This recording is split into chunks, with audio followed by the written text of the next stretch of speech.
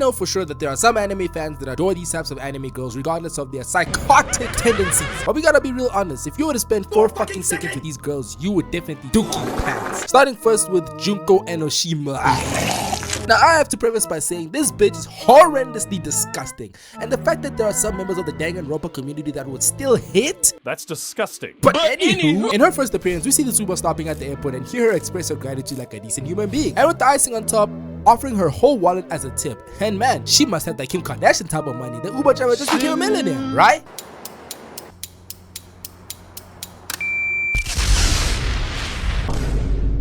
My brother in Christ, she Osama bin Laden, the poor guy. Like, I understand some Uber drivers can be complete assholes in South Africa, even though they somehow got a 5-star rating. Like, that 5-star rating should be a 5-star water level over customer service. But to kill the poor guy trying to make his bag to support his potential 6 kids and wife is devious. So she picks her sister up from the airport, referring to her as the smelly other half of the despair duo. And they ride off to Hope's Peak, and with the champagne in hand, it honestly looks like a good time to kick back and relax, right?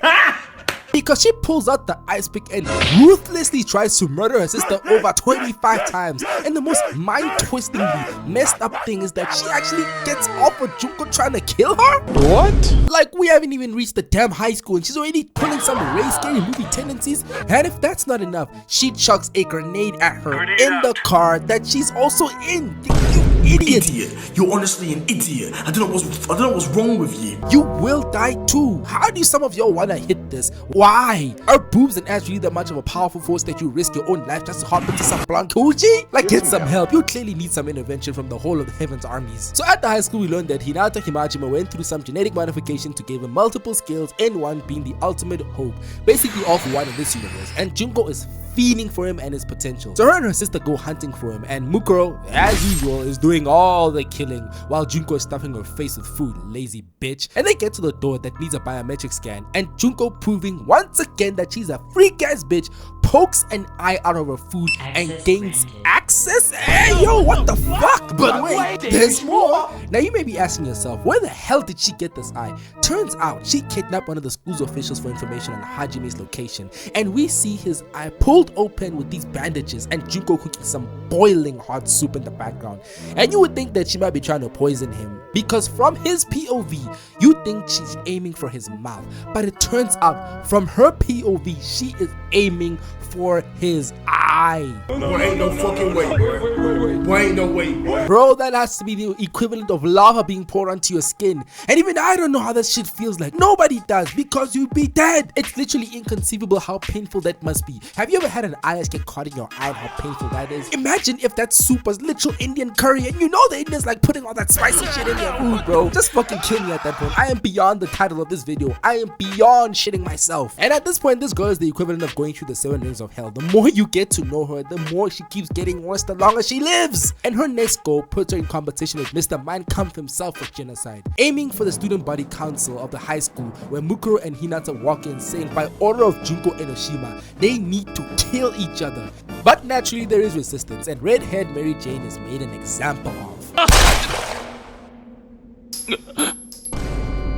Then Junko walks in, pushing them even further, threatening to expose their darkest secrets and spilling an arsenal of weapons that they can use. Then side character number 55 decides that he wants to be a protagonist on some Naruto tip, trying to unite everyone. But this one nerdy girl goes silent, staring at the tapes, and Junko, being so sure of herself, tells her sister to sing a piece while they kill each other. Like, what the fuck is this? Some type of murder opera? And you see little boy here trying to kill Junko, but Super Saiyan God Vegeta from Timu decides to take the gun away. Like, but why? He was actually doing the best thing in this situation, and as Vegeta lets go, he stumbles back into this blade and gets impaled.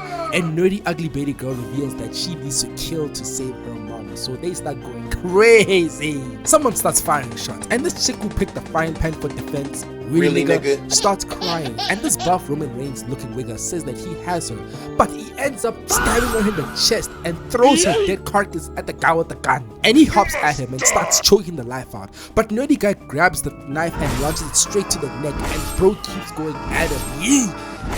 Team Vegeta ends up killing the woman he loves, and this couple tries to go out on some Shakespearean poetic shit, but the guy gets pierced and lands on the girl. Vegeta hammers the spear so that it goes through both of them. You stupid couple. Now I have to reinforce the fact that this is some people's favorite waifu. I'm not gonna look it up for the sake of the FBI agent who's watching my search history, but I'm confident in the fact that there is someone on earth looking for a Junko Enoshima body pillow or already has one. And I gotta ask, what the fuck is wrong with you? This meme fits the Junko Enoshima fan base well. He was the best guy around. What about the people he murdered? What murder? But there is too much to talk about when it comes to Junko Enoshima, so I'm gonna summarize everything at once. Destruction of a school system by exposing secrets, international level hypnosis, forced self-deletion, torture and murder, mass student murder, complete societal collapse. Girl has a list of crimes against humanity so long you would think that she was the literal antichrist, but pure, blunt and evil in your face. And speaking of evil characters, Makima, aka the human pet groomer chick, basically the female version of EDP 445. Another thing I'd like to mention is the fact that in life you will come across many types of girls, and all of them have unique attractive qualities, whether it be that ass, whether it be them titties,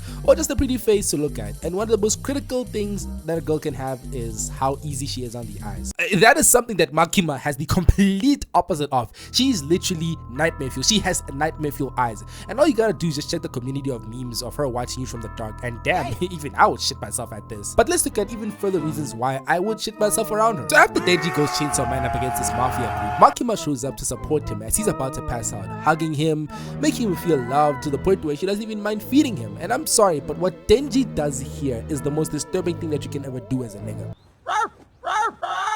Is this nigga serious? It's pretty clear to see that Makima has our boy whipped as an abused cow on the farm, because later that day she lays down the law saying if he resists or attempts to run, he will be killed on the spot. And she does this all with the most composed smile ever. Boy Denji fell for the classic mousetrap, all because he wanted to taste a piece of that ass. Remember Dr. Uma's words, gentlemen. We must stay focused, brothers. The next reason is a true testament to what she is truly capable of. As we see her getting assassinated, she immediately gets up again, and then the train stops. Her assist asks if she's okay, and again, in the most nonchalant way possible, states, "It's not my blood. It's not my blood. It's not my blood." That shit right there is the scariest form of an aura farm increase, as we see the bodies of the people that she killed from the massacre in her wake. So she requests for 30 live humans from death row to use in a ritual, and they move to these goons who are about to drag Denji away, and one of them starts to feel something happening in the spirit, and what we see after is the most grotesque way one can die, as he gets squished out of existence and explodes, blood over the place with only his clothes remaining. And she does this to another 3 bodies, and this last guy screaming like he a GTA Vice City NPC. And we come to understand that she uses these convicts as sacrifices for whoever she wants to kill, as this guy says the name of a victim and she twists him into a bloody death one after another. But if you consider Makima a top tier woman, then you must be living close to getting a heart attack on a daily. I honestly think the bitch has no soul. Bro, you cannot be messing around with other women or other people while Makima is still present. She will find you. She will literally Predator missile find you and waste you like what she did with Reze. Now moving on to the last piece of psycho chicks, we have big titty psycho mommy Esdeath, of whom some parts of the anime community refer to as mommy. Now I understand, being a big titty fan myself, why you might find Esdeath as fine shite, but oh my god, this chick is evil as fuck. So in episode 5 we understand that she was attempting to conquer the northern territories, trying to overthrow the prince of this kingdom, who is a hero that has never lost, a complete genius and trusted by all. And geez, these anime NPCs like to glaze their heroes on some.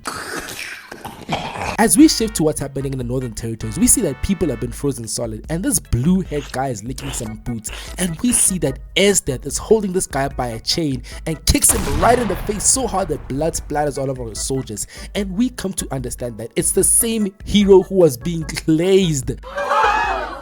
Yeah, she turned this hero into Chop from GTA 5. Talk about a fall off. Bro became the royal oral boot cleaner with the abuse. And what I don't understand is that there are some people that will still call this chick a waifu. Bro, she has niggas like you in chains licking boots. It's like y'all guys want to go back to or be introduced to slavery for titties you will never touch. But we gotta talk about what she created in order to stop Tatsumi from escaping. So it's been established that Esdeath wants to fall in love, and she has had her eyes on Tatsumi for the longest time. And on a side note, yeah, I'm gonna call Tatsumi stupid for not hitting. Like bro, the bitch literally had a herself opening up like completely. Why didn't you redeem it? But anywho, She manages to capture him, but Night Raid arrives in order to break Tatsumi out, and she ends up fighting Susanoo, but he's not really putting up much of a fight. And as Susanoo gets ready to launch his ultimate attack, Cornered, she activates this ability to freeze time and space. And she says that she created this technique in order to stop Tatsumi from escaping?